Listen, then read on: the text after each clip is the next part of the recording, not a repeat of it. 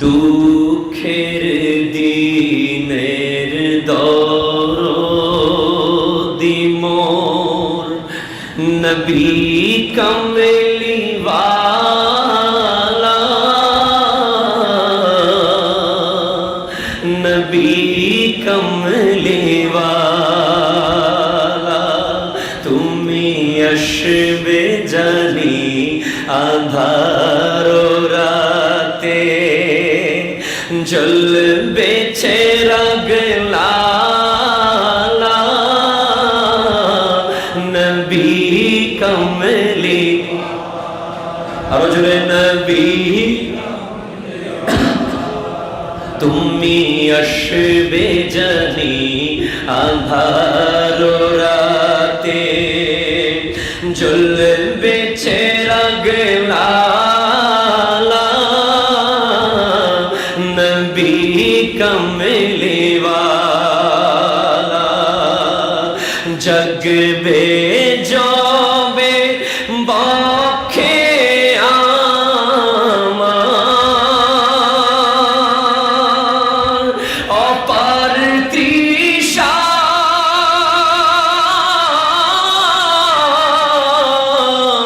সত্য সাহারা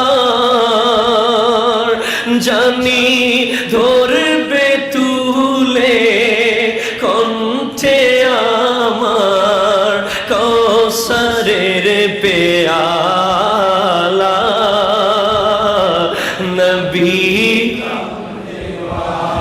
একটু ইমানি আওয়াজে বলেন নবী কমলি আলা তুমি আসবে জানি আঁধার রাতে জ্বলবে চিরাগ লালা নবী কমলি ওয়ালা মাঝ দরিয়ায় উঠলে তুফান তাই না আমি ডরি জানি আমায় নেবে তুলে তোমার শাফাতের তোরি ইয়া রাসূলুল্লাহ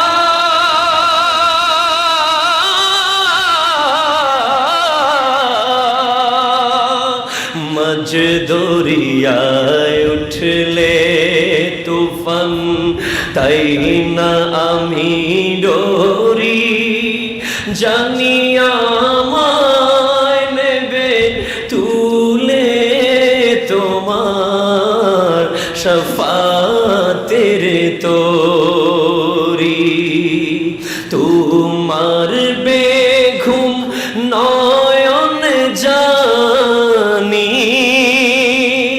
করবে আমার নিগাহবানি জানি রাঙবে দুশোর দিনগুলি মোর তোমার খেয়ালা নবী কমলি নবী কমলি নবী কমলি ওয়ালা সুবহানাল্লাহ বলেন আরো জোরে বলেন সুবহানাল্লাহ রব্বুল আলামিন ইরশাদ করছেন ইন্নাল্লাহা ইশতারা মিনাল মুমিনিনা আমওয়ালাহুম আনফুসাহুম ওয়া আমওয়ালাহুম বিআন্না লাহুমুল জান্নাহ সুবহানাল্লাহ আমরা এখানে অনেক ব্যবসায়ী আছি বরং এখানে নয় সারা পৃথিবীতে অসংখ্য ব্যবসায়ী আছে কারো ব্যবসা হালাল কারো ব্যবসা হারাম কারো ব্যবসার প্রতিষ্ঠানের যে কেউ বায়ার হতে পারে কথা বলেন ঠিক কি না আবার কেউ যে কারো কাছে সেল করতে পারে আমাদের দেশীয় কিংবা গ্লোবাল বিজনেস সিস্টেমের মধ্যে বাইং সেলিং এর ক্ষেত্রে তেমন কোনো রেস্ট্রিকশন নাই যে এনারা কিনতে পারবে এই দল কিনবে, এই জাত কিনবে, এই ধর্ম কিনবে, ওই ধর্ম কিনবে না। কালোরা কিনবে, সাদারা কিনতে পারবে না, এমন কোনো রেস্ট্রিকশন নাই। আমাদের ব্যবসাকে আল্লাহ হালাল করে দিয়েছেন কে? আরো জোরে বলেন না, কে? আল্লাহ। আহাল্লাল্লাহুল বাইআ ওয়া হারামা রিবা। আল্লাহ ব্যবসাকে হালাল করে দিয়েছেন, সুদকে হারাম করে দিয়েছেন। কিন্তু আপনারা শুনে আশ্চর্য হবেন, আমার আল্লাহ কিন্তু এক ধরনের মানুষ থেকে মাল কিনেন। একটু জোরে রেসপন্স করবেন সুবহানাল্লাহ। আল্লাহ অ্যাজ এ বায়ার, কিছু কিছু বান্দা আছে যাদের কাছ থেকে আল্লাহ কিনেন,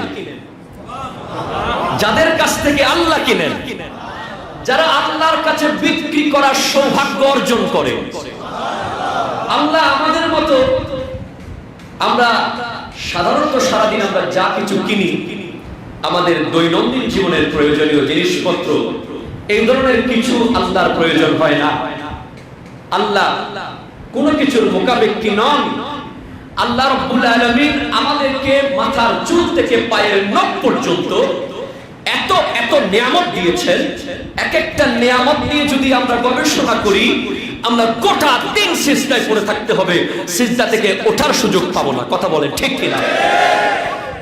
অথচ আল্লাহ বলছেন তারপরেও, তোমাদেরকে এত নিয়ামত দেওয়ার পরেও তোমরা যদি আমি আল্লাহর রাস্তায় একটা টাকা দাও, সুবহানাল্লাহ জোরে বলবেন না, আমার মসজিদে, আমার মাদ্রাসায়, আমার বান্দাকে, আমার হাবিবের উম্মতকে, তোমার আত্মীয়কে, তোমার স্বজনকে, যাকেই তুমি অনলি ফর আল্লাহর সন্তুষ্টির জন্য, আল্লাহর ভালোবাসা পাওয়ার জন্য যেই খাতে তুমি দিবা, যেখানেই তুমি দিবা, তুমি একটা টাকা দাও, সেটা আমি তোমার কাছ থেকে জান্নাতের বিনিময়ে কিনে নেব।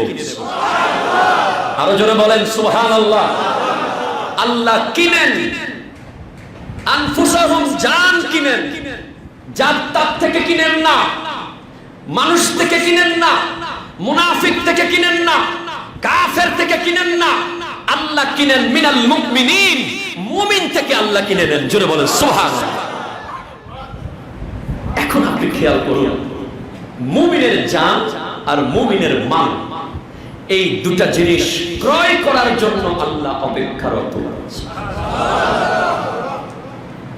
আজকের দিনে আমরা যাকাত সম্পর্কে যদি বলতে যাই, this is the one of the very important part of the economic reformation of Prophet sallallahu alaihi wasallam.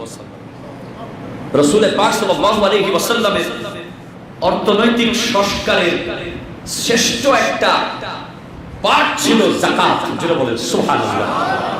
দেখুন, এই জায়গাটা মনে রাখবেন আপনারা যে আল্লাহ কিনেন। কে কিনেন? আর বলেন কে? কার থেকে কিনেন?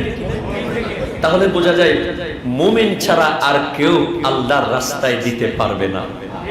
কথা তো জোরে বলেন ঠিক কিনা? কি কিনেন? জান এবং মাল, এই দুটো।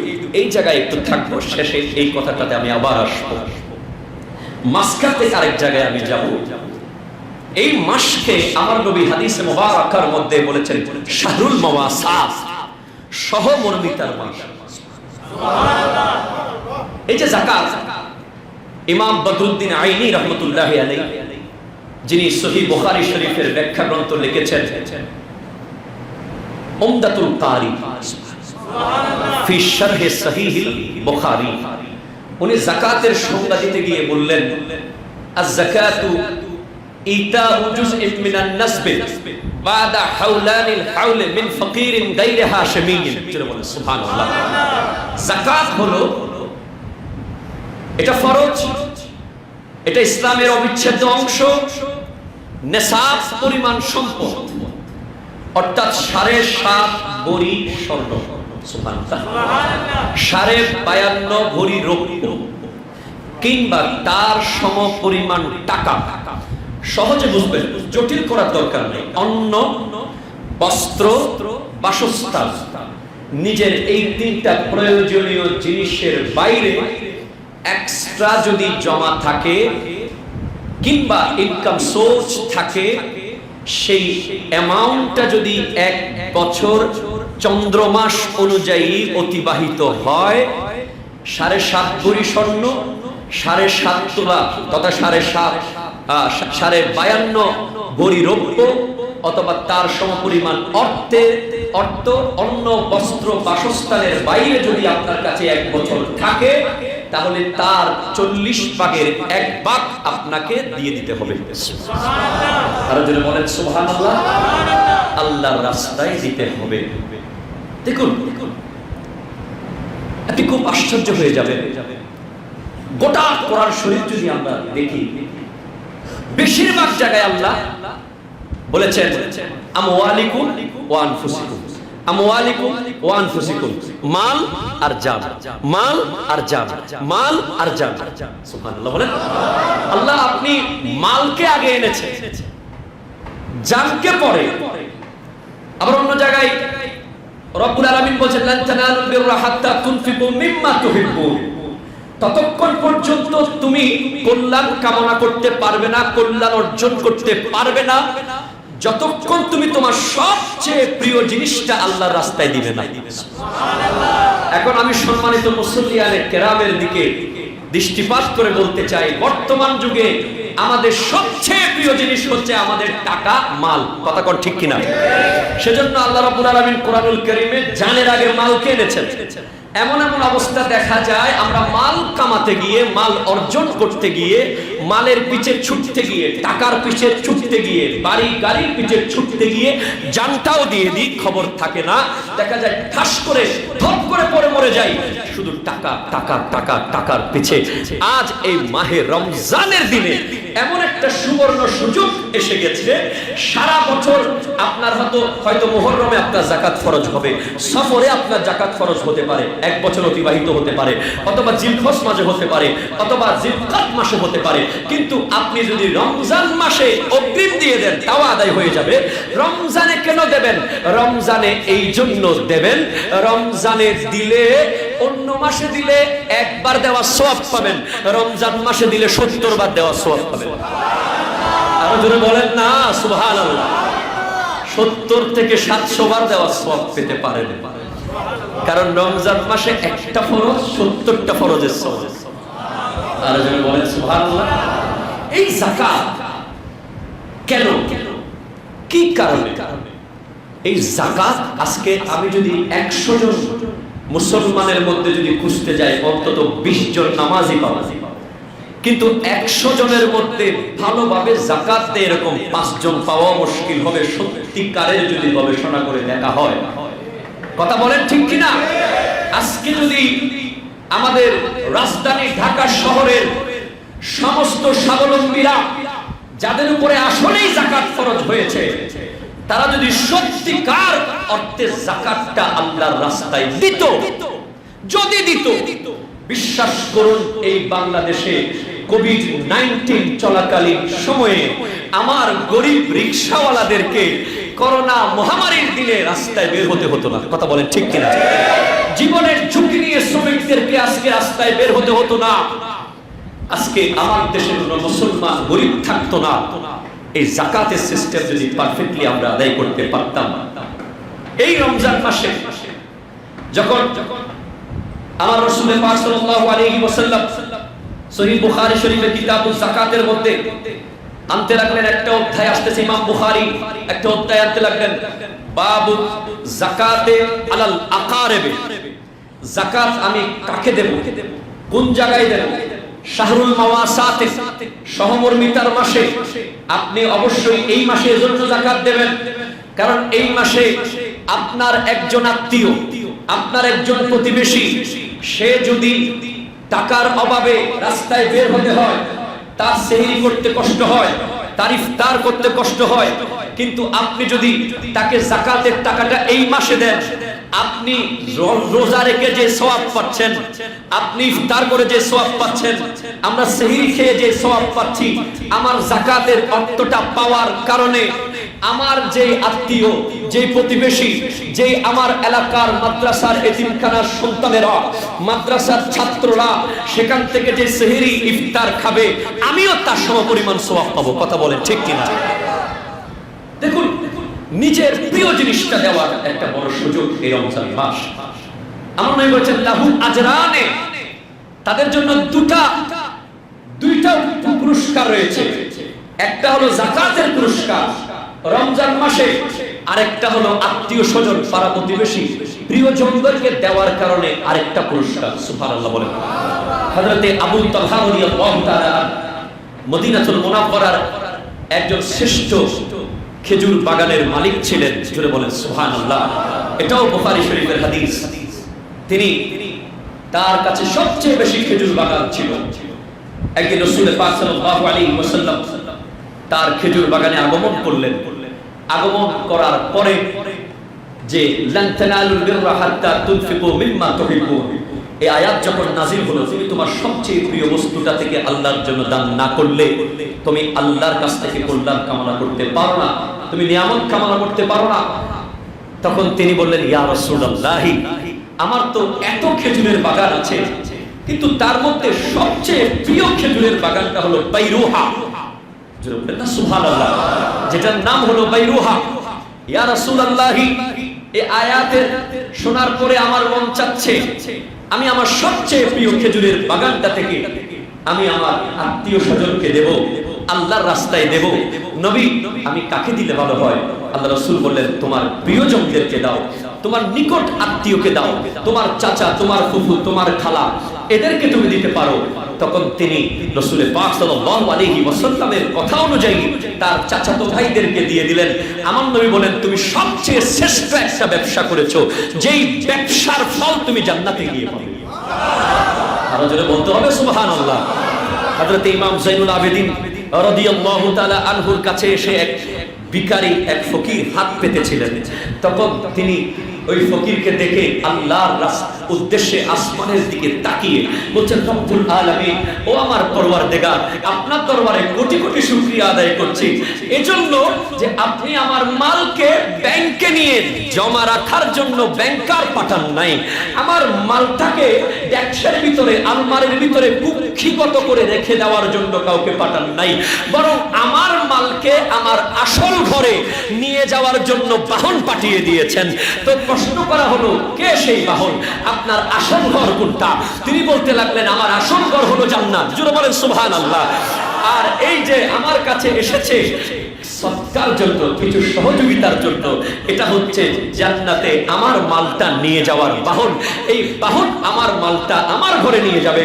রব্বুল আলামিন, আপনার দরবারে লক্ষ কোটি শুকরিয়া আদায় করি, আপনি যে আমাকে সুযোগটা দিয়েছেন। আরো জোরে বলেন সুবহানাল্লাহ। যাকাত শব্দের শাব্দিক বিশ্লেষণ আমরা একটু করব।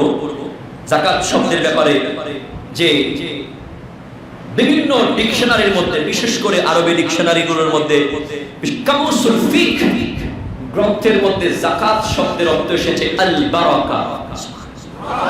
আর জন্য বলেন সুবহানাল্লাহ। আন-নুমা, আত-তাহারা, এভাবে করে এসেছে আল মাদহু, এভাবে এসেছে আস-সিলাহু। অর্থাৎ যাকাত শব্দের একটা অর্থ হলো বরকত হওয়া, বৃদ্ধি পাওয়া, বরকত হওয়া। আরো জোরে বলেন না সুবহানাল্লাহ। বরকত লাভ করা, আন-নুমা, বৃদ্ধি পাওয়া, আত-তাহারা, পরিচ্ছন্ন হওয়া, আল-মাদ, প্রশংসিত, প্রশংসা, আস-সিলাহ অর্থ হলো উপযুক্ত করা। জোরে বলেন সুবহানাল্লাহ। একজন ব্যক্তি যখন তার মাল থেকে যাকাতগুলোকে বের করে দেয়, সম্পদ থেকে যাকাতকে যখন আলাদা করে দেয়, এক নম্বরে তার মালগুলোতে বরকত, বরকত আর বরকত হতে থাকে। আপনি মনে করতেছেন, হুজুর আমার 1 কোটি টাকা আছে, আমাকে 2.5 লক্ষ টাকা যাকাত দিয়ে দিতে হবে, কিন্তু অনেক কঠিন ব্যাপার। 2.5 লাখ টাকা, আর যার কাছে 2 কোটি টাকা আছে, 5 লাখ টাকা, ঠিক আছে কিনা, দিতে হবে। এখন আমি যে এতগুলো টাকা যে দেব, আপনার হার্ট কিন্তু এটাকে খুব কষ্ট হয়ে যাবে মেনে নিতে, কিন্তু আপনাকে মনে করতে হবে আপনার যে 2.5 লাখ টাকা গেল, এটা দিয়ে আরো 2.5 কোটি টাকা ধরে আনবে। আরো জোরে বলেন না সুবহানাল্লাহ। এটা আপনার একটা সৈন্য পাঠিয়েছেন, আপনি সোলজার পাঠিয়ে দিয়েছেন, অদৃশ্য সোলজার। এই যে আল্লাহ যে এই এত বড় নিয়ামত আমাদেরকে দিলেন, কেউ যাকাত দিয়ে মনে করবেন না যে আপনি দয়া করতেছেন, বরং আপনার থেকে যাকাত আমার থেকে যে নিচ্ছে সে আমাকে দয়া করতেছে। আর যদি বলেন না সুবহানাল্লাহ, সে আমাকে দয়া করতেছে। এই যাকাত যখন দিবেন আপনার মালের বরকত হবে। 2 নম্বরে আপনার মাল বৃদ্ধি পাবে। 3 নম্বরে আপনার মাল পরিচ্ছন্ন হবে। 4 নম্বরে আপনার এই সম্পদ উপযুক্ত হবে। 5 নম্বরে আল্লাহ প্রশংসা, যাকাত শব্দের এক অর্থ, অর্থাৎ আপনি আল্লাহর দরবারে প্রশংসিত হবেন। আর যদি বলেন না সুবহানাল্লাহ। এখন আমরা যাকাত কোথায় দেব? আসলে যাকাত নিয়ে তো বিশাল আলোচনা অপেক্ষা রাখে। যাকাতের 8টি খাত কোরআন কারীমে এসেছে, ইন্নামা সাদাকাতুল লিল ফুকারা ওয়াল মাসাকিন। এই 8টি খাতের মধ্যে ওয়ালা আমিরিন আলাইহা ভাবে করে লম্বা আয়াত আছে। 1 নম্বর হলো যাকাতের প্রথম খাত হলো লিল ফুকারা, ফকির। ফকির মানে কেউ ফকিরের ভান করলো সে আবার ফকির নয়, কথা বলে ঠিক কিনা? আমাদের দেশে আবার এমন কিছু ফকির দেখা যায় গাড়িতে করে আসে ভিক্ষা করার জন্য। সেদিন আমি গুলশানে একজনের মুখে শুনে খুব অবাক হলাম। টাকার একজন ব্যবসায়ী ভাই বলল যে আপনি যে ফকিরকে টাকাটা দিলেন, আপনি কি জানেন সে গাড়ি চড়ে আসে, গাড়ি থেকে নেমে সে ভিক্ষা করে আবার গাড়িতে করে চলে যায়। আমাদেরকে পারফেক্ট জায়গায় খুঁজতে হবে। মান লাহু শাইউন, ফকির মানে যার কাছে কিছু আছে, অর্থাৎ এক বেলার খাবার আছে আর এক বেলা নাই, তাকে আপনি ফকির বলতে পারেন। এরপরে ওয়াল মাসাকিন, মিসকিন 2 নম্বরে, যেটা হলো মান লা শাই, যার কাছে মূলত কিছুই নাই, সে হচ্ছে মিসকিন, তাকে যাকাত দেওয়া যাবে। ওয়ালা আমিলিনা আলাইহা, যাকাত উত্তোলনকারী। ওয়াল মুআল্লাফাতি কুলুব, অর্থাৎ যাদেরকে ইসলামের প্রতি আকর্ষণ করার জন্য যাকাত দেওয়ার একটা সিস্টেম ছিল বিধর্মীদের। এখন সামগ্রিকভাবে এটা ঐক্যমতের ভিত্তিতে উলামায়ে কেরামের এটা এখন বন্ধ, কারণ আমরা আমাদের ইসলাম আলহামদুলিল্লাহ এমন একটা পর্যায়ে চলে গেছে, এখন আমাদেরকে আর যাকাত দিয়ে কাউকে ইসলামের দিকে আনতে হবে না, এটা এখন নাই। এরপরে ঋণগ্রস্ত, এরপরে দাস মুক্তির জন্য, এরপরে সবচেয়ে ইম্পর্টেন্ট যেটা ফি সাবিলিল্লাহ, আল্লাহর রাস্তা। আর যদি বলেন না সুবহানাল্লাহ, আল্লাহর রাস্তার মধ্যে সবচেয়ে উপযোগী, আমি ফিকহের কিতাবগুলোতে দেখেছি আল্লাহর রাস্তা এই খাতটার মধ্যে সবচেয়ে উপযুক্ত খাতটা হলো যেখানে আল্লাহর দ্বীন, আল্লাহর কোরআন, আল্লাহর নবীর সুন্নাহ যেখানে দরস দেওয়া হয়, যেখানটাতে মূলত আল্লাহকে সত্যিকারে চিনানোর জন্য মানুষ তৈরি করা হয়। আল্লাহর রাস্তা কোনটা সেটা আমি আপনি বুঝবো তখন যদি আমি সত্যিকারের আলেমের দ্বীন হতে পারি। ইলমে দ্বীনের মূল উদ্দেশ্য হলো আল্লাহকে চিনিয়ে দেওয়া। একজন হক্কানি আলেমের মূল উদ্দেশ্য হলো আল্লাহকে চিনিয়ে দেওয়া। আজকের দিনে আমরা এত বড় সৌভাগ্যবান, এতগুলো মুসল্লি আপনারা আছেন, আমি আপনাদের উদ্দেশ্যে বলবো আমরা এত সৌভাগ্যবান যে আমরা এমন একটা মসজিদে জুমা পড়ছি, আমাদেরকে এখান থেকে একেবারে 10 গজ বাইরে গিয়ে যাকাতের আর ফিতরা আর কাফারা মান্নতের টাকা দিতে হবে না, আমাদের হাতের কাছেই মসজিদ থেকে বের হতে হতে আমরা দিয়ে যেতে পারবো।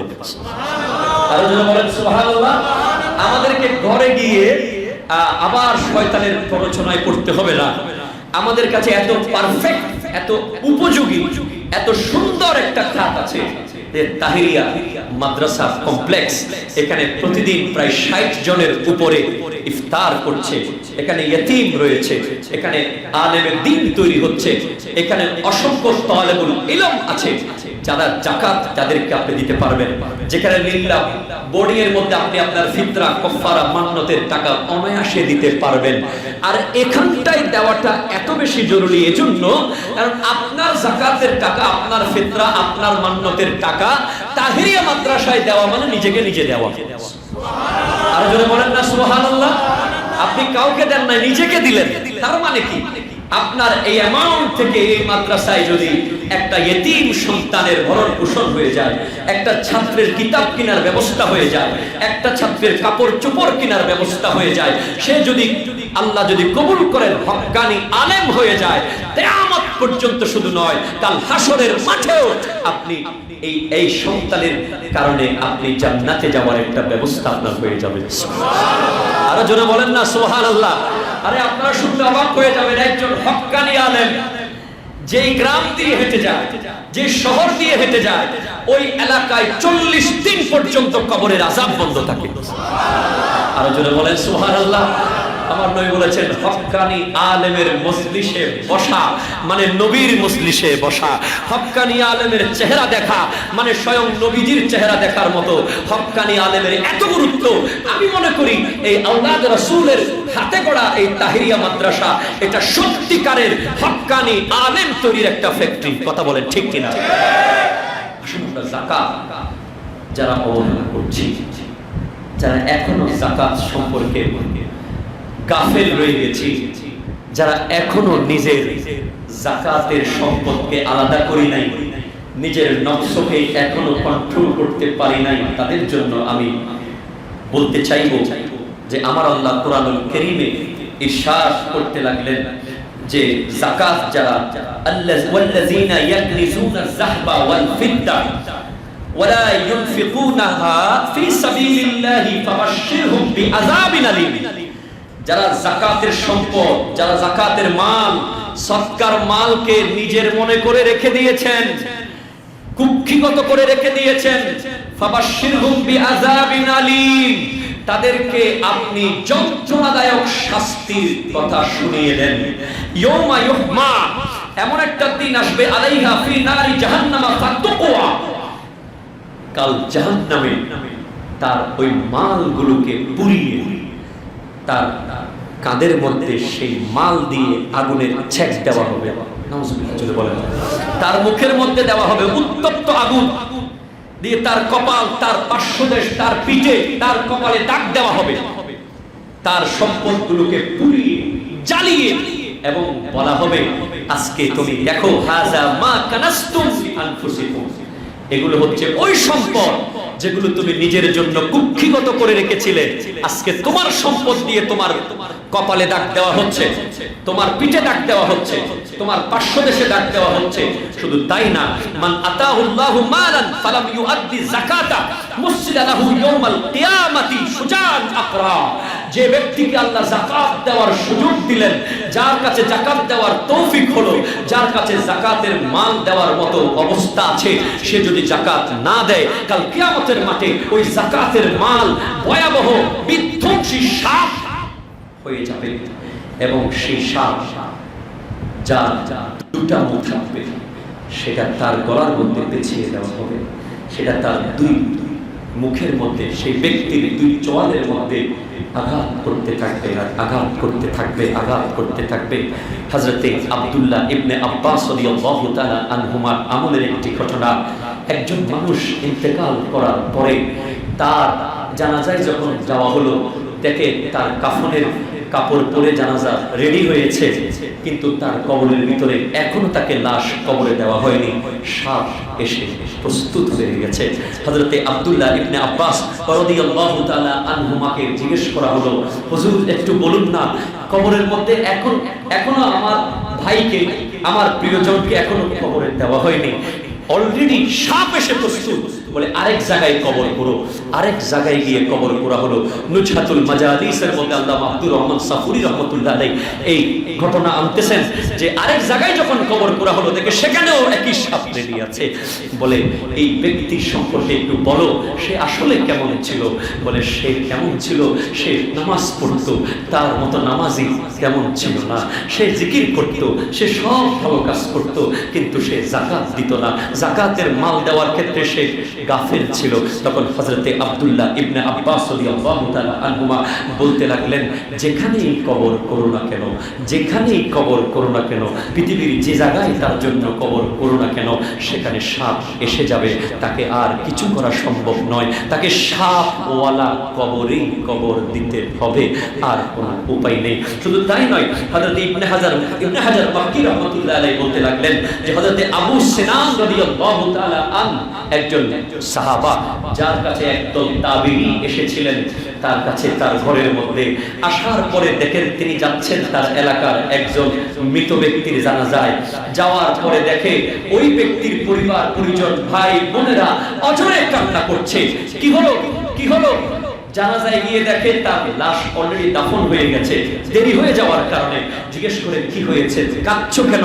ভাই মারা গেছে, তার জন্য আর কান্না করে লাভ নাই, আল্লাহর দরবারে দোয়া করো। বলে আমার ভাই মারা গেছে তাই আমি কাঁদতেছি না, কিন্তু আমার ভাইকে যখন কবরের মধ্যে দিলাম, কবরে দেওয়ার পরে কবর থেকে বিকট কান্নার আওয়াজ শুরু হয়ে গেল। আমি আবার মাটি খনন করে আমার ভাইকে যখন দেখতেছিলাম, দেখি আমার পায়ের গলা থেকে পা পর্যন্ত আগুনের শিকল পরিয়ে দেওয়া হয়েছে।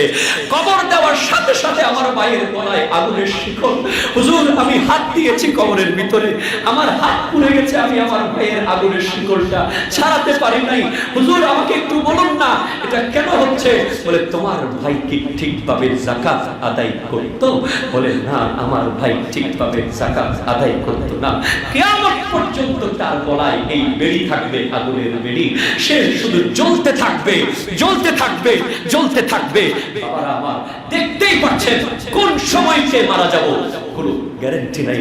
কোভিড-19 আমাদেরকে এখনো যদি ঠিক করতে না পারে, কোভিড-19 থেকে এখনো যদি আমরা শুধরাতে না পারি, এখনো যদি আমরা আরো চাই, আরো চাই, আরো দেন, আরো দেন, এমন করতে থাকি, খবরদার মনে রাখবেন। গত পরশু প্রতিদিন আপনারা নিউজে পাচ্ছেন আজকে 100, 200, 50, 60, 70, 80 প্রতিনিয়ত কবরে চলে যাচ্ছে, প্রতিনিয়ত কবরে চলে যাচ্ছে। ওই কবরস্থানের পারে গিয়ে জিজ্ঞেস করবেন আপনার দাদাকে, আপনার নানাকে জিজ্ঞেস করবেন, আপনার চলে যাওয়া আপন জনকে জিজ্ঞেস করবেন কেমন আছো, কেমন আছো, কেমন আছো। হয়তো একদিন উত্তর আসতেও পারে, একদিন উত্তর আসতেও পারে। ইমাম গাজালি রাহমাতুল্লাহি আলাইহি ইহয়া উলুমিদ্দিন কিতাবের মধ্যে হাদিস আনতেছেন, কবরের ভিতরে দেওয়ার পরে যখন দুই দিক থেকে, দুই পাশ থেকে আযাবের ফেরেশতা যখন আসবে, এই যাকাত আপনার দুই পাশে দেয়াল হয়ে যাবে। আর জোরে বলেন না সুবহানাল্লাহ। এই ফিতরা আপনার দুই পাশে দেয়াল হয়ে যাবে। এই মিসকিন ফান্ডে দেওয়াটা আপনার দুই পাশে দেয়াল হয়ে যাবে, আপনাকে সেভ করবে, আপনার গার্ড হয়ে যাবে, আপনার জন্য গার্ড হয়ে যাবে। আসুন না, আসুন না, আসুন না, আজকে এই তাহিরিয়া কমপ্লেক্স থেকে আমরা শপথ করে ফেলি, আজকে নিয়ম করে ফেলি। আজকে আমি সন্তানদেরকে বলবো, যারা সন্তানরা আমার লাইভ দেখছেন, আমার লেকচার শুনছেন, বাবাকে তুমি ফোর্স করো, তোমার বাবাকে তুমি বলো, আব্বা যাকাতের মালকে একটু বের করে রাখুন, যাকাতকে একটু বের করে রাখুন। আমরা যাকাতের মাল খেতে চাই না। স্ত্রী যারা আছেন তাদেরকে বলবো, স্বামীদেরকে আপনি উদ্বুদ্ধ করুন যাকাত দিয়ে দেওয়ার জন্য। মনে রাখবেন, যাকাতের মাল আপনি রেখে দিয়ে লক্ষ লক্ষ টাকা আপনার জমে যাবে ঠিক, কিন্তু আপনার হার্টের আর্টারির ভিতরে ছোট্ট একটা চর্বি যদি ঢুকায়া দেয় আল্লাহ, তাহলে এই যাকাতের 100 বছরের যাকাতের জমানো টাকা যেতে 10 মিনিটও সময় লাগবে না। কথা জোরে বলেন না, ঠিক কিনা? 10টা মিনিটও লাগবে না। আপনার একটা কিডনি যদি কোনোভাবে ফেল হয়ে যায়, আপনার লিভারের মধ্যে যদি কোনো রকম একটু অসুবিধা হয়ে যায়, আপনার হার্টের মধ্যে যদি চুল পরিমাণ অসুবিধা হয়ে যায়, হাজার লক্ষ কোটি টাকা চলে যেতে 5 মিনিটও সময় লাগবে না। আসুন না, আমরা যাকাত দিয়ে নিজেকে ধন্য করি। খুজ মিন আমওয়ালিহিম সাদাকাতান তুতাহিরুহুম ওয়া তুযাক্কিহিম বিহা। আমার আল্লাহ বলছেন, হাবিব আপনি তাদের কাছ থেকে যাকাতের সম্পদ নিয়ে নিন, যাকাতের মাল আদায় করে নিন, এবং এই মাল নিয়ে তাদেরকে পরিচ্ছন্ন করুন। এই যাকাতের মাল তাদের কলবকে পরিচ্ছন্ন করবে, তাদের সম্পদকে পরিচ্ছন্ন করবে। সিদ্দিক আকবর রাদিয়াল্লাহু তাআলা আনহু জিহাদ ঘোষণা করে দিয়েছিলেন, যারা যাকাত আদায় করতে অবহেলা করবে। ফারুক আযম বলেছিলেন, আপনি যাকাত যারা দিবেন না তাদের বিরুদ্ধে যুদ্ধ ঘোষণা করছেন? তারা তো মুসলমান, তারা তো নামাজ পড়ে, তারা তো রোজা রাখে। বলে না না না, এটা ইসলামের অবিচ্ছেদ্য অংশ। কোরআনুল কারীমে 82 বার যাকাতের কথা এসেছে। আরো জোরে বলেন না সুবহানাল্লাহ। বলে কেউ যদি যাকাত না দিয়ে পার পেয়ে যায়, তাহলে সে কালকে বলবে নামাজ আর পড়ব না। সুতরাং আমি যাকাতের ওটের একটা রশিও যদি কেউ দিতে অবহেলা করে, আমি আবু বকর তার বিরুদ্ধে যুদ্ধ করতে প্রস্তুত। মনে রাখবেন তাহিরিয়া মসজিদের মুসল্লিয়ানে কেরাম, সারা বিশ্বে যারা লাইভে দেখছেন, কাল কিয়ামতের মাঠে আপনাকে জিজ্ঞেস করা হবে মিন আমওয়ালি, মাল সম্পর্কে, আইনা ইকতাসাবা, কোথায় খরচ করেছো, ওয়া মিন আইনা আনফাকা, কোত্থেকে গ্রহণ করেছো, কোথায় খরচ করেছো। লা তাজুলু কদামা আবদিন হাত্তা ইউসআলা, কিয়ামতের মাঠে 5টা প্রশ্নের উত্তর না দিয়ে একজন বান্দা চুল পরিমাণ সামনে যেতে পারবে না। তার মধ্যে মাল সম্পর্কে জিজ্ঞেস করা হবে। এই মালের মালিক আমি নই, এই মালের মালিক আপনি নন, আপনার বিল্ডিং এর মালিক আপনি নন, আপনার টাকার মালিক আপনি নন, এগুলো আল্লাহ আপনাকে দিয়েছেন। সুতরাং আমি শুরুতেই যেটা বলেছিলাম, আবার আল্লাহ আপনার কাছ থেকে কিনে নিচ্ছেন। আল্লাহ আপনার কাছ থেকে এমনি নিতে পারেন, কারণ দিয়েছেন আল্লাহ, কিনে নিচ্ছেন আল্লাহ। এখন আমাদের ব্যবসায়িক পলিসির মধ্যে আমরা যে বিজনেস করি, শপিং মল বলেন, আমাদের বিভিন্ন ব্যবসা প্রতিষ্ঠানে অ্যাডভার্টাইজমেন্ট থাকে, প্রচারপত্র থাকে, বিভিন্ন রকম মানুষকে জানান দেওয়ার ব্যবস্থা থাকে। কিন্তু আল্লাহ আপনার সাথে, মুমিনদের সাথে যে ব্যবসাটা করবেন, মুমিনদের যে মালটা আল্লাহ কিনবেন, জান আল্লাহ কিনবেন, সেখানে কোনো ধরনের লোক দেখানো রিয়া থাকতে পারবে না। এটা এত গোপনীয়তা অবলম্বন করে করতে হবে, একমাত্র যিনি কিনবেন তিনি জানেন, আর যিনি বেচবেন তিনি জানেন। একটা জন্য বলতে হবে বাবা সুবহানাল্লাহ। ডোন্ট টেক আদারওয়াইজ, কেউ ব্যক্তিগতভাবে নেবেন না। আমরা দিলে, ধরেন আমরা মাদ্রাসায় দিলাম, বা আমার একজন আত্মীয়কে দিলাম, একটা গরিব আত্মীয়কে। আমাদের দেশে তো যাকাত দেওয়ার যে সিস্টেম, অবশ্যই আমি আজকে জুমার বয়ান থেকে করজোড়ে বিরতি করব 10 টাকা দিয়ে। আর মানুষকে সারা জীবন যাকাতের মুকাফিক্কি বানিয়ে রাখিয়েন না। বাজারে সবচেয়ে পচা শাড়িটা দিয়ে ওই আল্লাহর বান্দাকে বেইজ্জত করিয়েন না। একটা লুঙ্গি দিয়ে সারা জীবন তাকে আপনার মুকাফিক্কি বানিয়ে রাখিয়েন না। আপনার যাকাতের সব টাকাগুলোকে এক জায়গায় করে একটা প্রতিষ্ঠানে দেন, একটা ব্যক্তিকে দেন, একজন মানুষকে দেন, একটা প্রতিষ্ঠানকে দেন। এই একটা আপনার একটা অ্যামাউন্ট দিয়ে একটা কিছু দাঁড়িয়ে যান। যদি বলেন সুবহানাল্লাহ, অবশ্যই বলতে হবে আপনার একজন আত্মীয় স্বাবলম্বী হয়ে যান, সে যেন আগামী বছর আর যাকাত আপনার থেকে নিতে না হয়। তাকে একটা রিকশা কিনে দেন, তাকে একটা সিএনজি কিনে দেন, তাকে একটা পানের দোকান করে দেন, এবং শুধু আপনি জানবেন আর সে জানবে। তাকে আপনি বলে দেন যে আগামী বছর থেকে তুমিও যাকাত দিবা ইনশাআল্লাহ। এটাই ছিল আমার নবীর উদ্দেশ্য, এটাই ছিল আল্লাহর উদ্দেশ্য। এখন আমরা যাকাতের টাকা দিতে গিয়ে কত মারামারি, মানুষ মারা পর্যন্ত যায়, মানুষকে আঘাত পর্যন্ত করতে হয়, ধাক্কা দিতে হয়। আল্লাহ আল্লাহ আল্লাহ আল্লাহ। ওই মানুষটারও ব্যক্তিত্ব আছে যে আপনার কাছে যাকাত নিতে এসেছে, সে কারো না কারো বাবা, কারো না কারো সন্তান। এভাবে যাকাত দেওয়ার কোনো প্রয়োজন নেই। এমন ভাবে যাকাত দেন যেন শুধু আল্লাহ জানবে, যিনি নিচ্ছেন, যিনি কিনতেছেন আপনার মাল তিনি জানবেন, আর যে দিচ্ছেন সে জানবে। আর যে বলনা সুবহানাল্লাহ, আল্লাহ আল্লাহ আল্লাহ,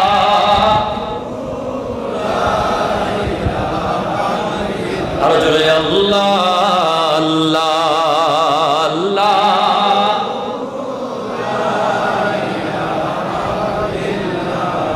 লা ইলাহা ইল্লাল্লাহ, লা ইলাহা ইল্লাল্লাহ। জোরে বলেন সুবহানাল্লাহ। তাহলে আমরা আজকে হাত তুলে ওয়াদা করব, আমরা এই মাদ্রাসা আপনাদের, এই মসজিদ আপনাদের। কথা বলেন ঠিক কিনা? এতে কোনো সন্দেহ আছে?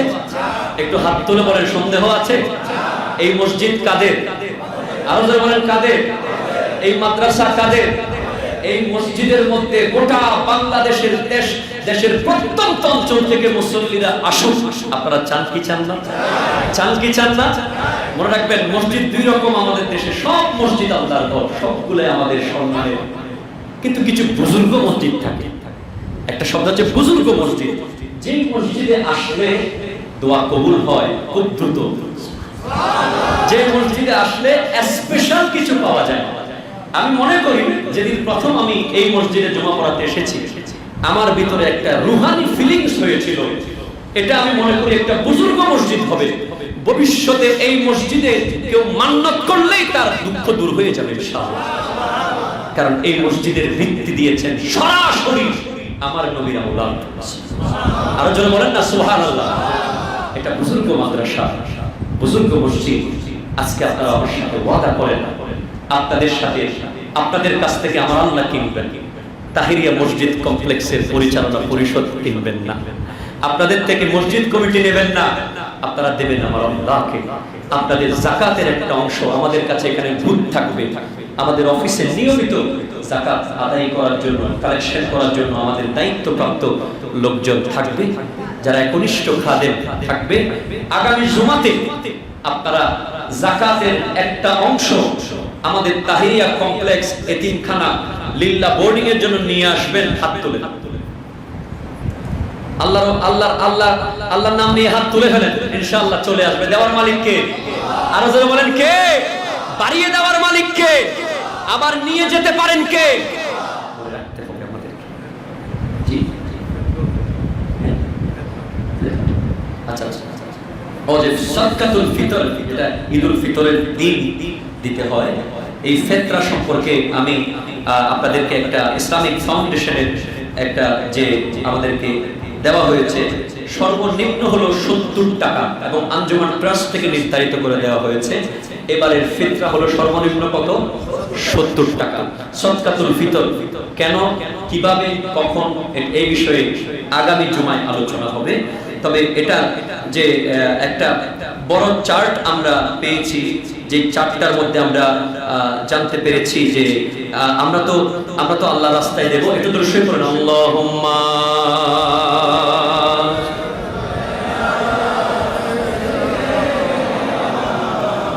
ওয়া আলা আলি সাইয়্যিদিনা।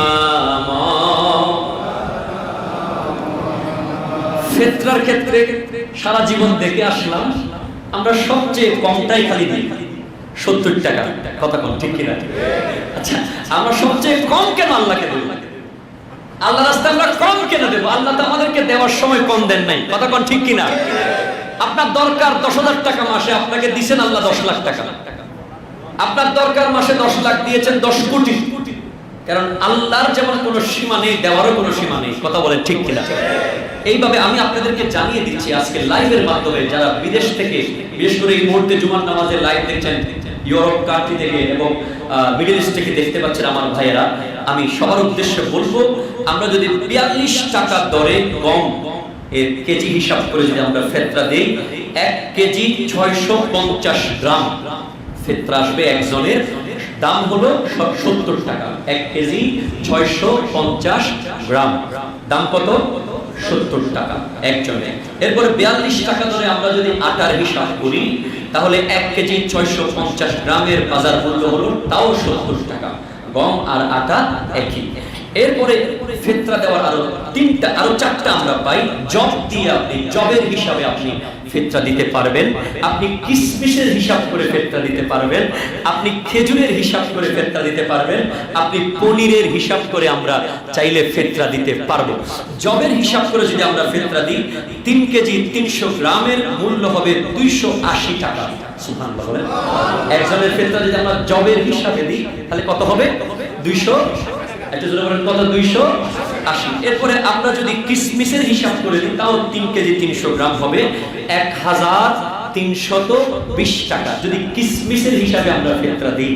এরপরে যদি আমরা খেজুরের হিসাবে ফিতরা দিই, তাহলে 3 কেজি 300 গ্রাম এর মূল্য হবে 1650 টাকা। এরপর আমরা যদি পনিরের হিসাবে দিই, 700 টাকা করে পনির, 3 কেজি 300 গ্রামের মূল্য হবে 2310 টাকা।